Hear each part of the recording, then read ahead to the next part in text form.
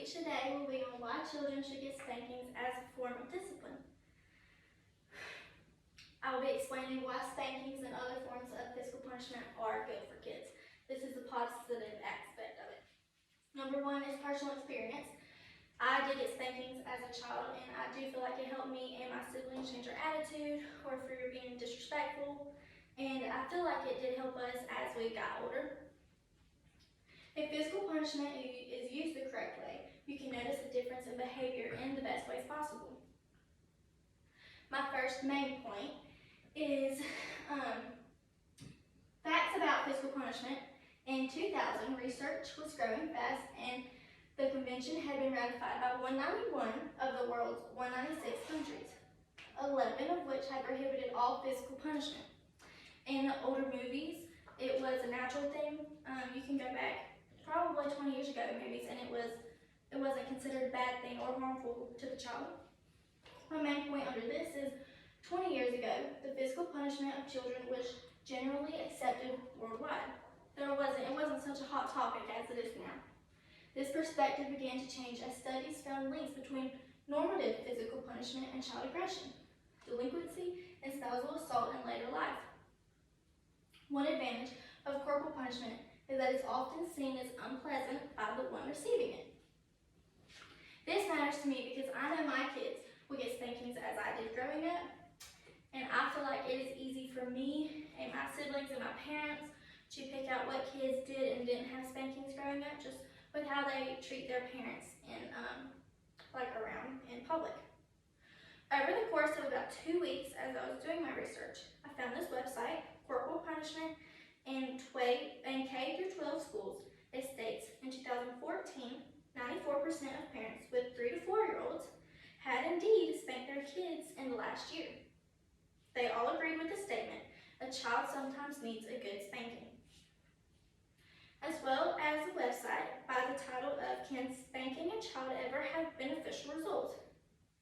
It suggests that infrequent hand spanking could actually be beneficial in limited circumstances. My second main point.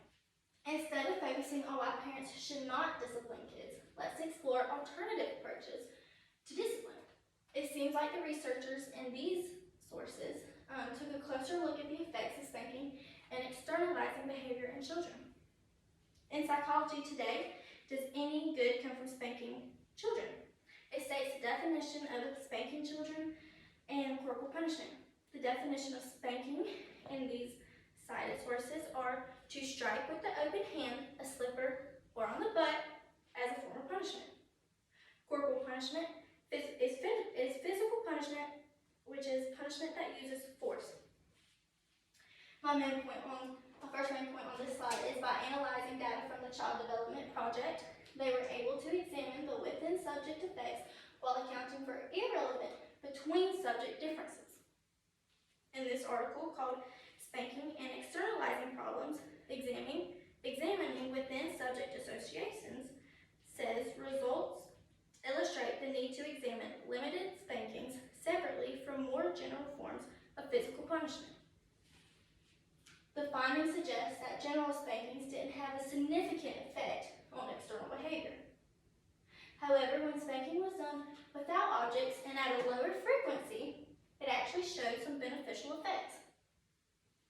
This matters to me because I feel spankings are needed. As if I had a child and they were to climb on the table or a tree, a pop on the hand isn't bad and it's not hateful to the kid, but it will resemble that when they do this, pain will come. If they fell off the tree or off the table, it would hurt even more than a spanking would. So tingling will be in their hand and it will come pain. My third point is the use of spanking as a disciplinary method has been a hot topic for a while now. My number one point is people have different opinions on its effectiveness and consequences. Everyone is going to have their opinions. I did get spankings growing up, so I am looking at the positive aspect of this.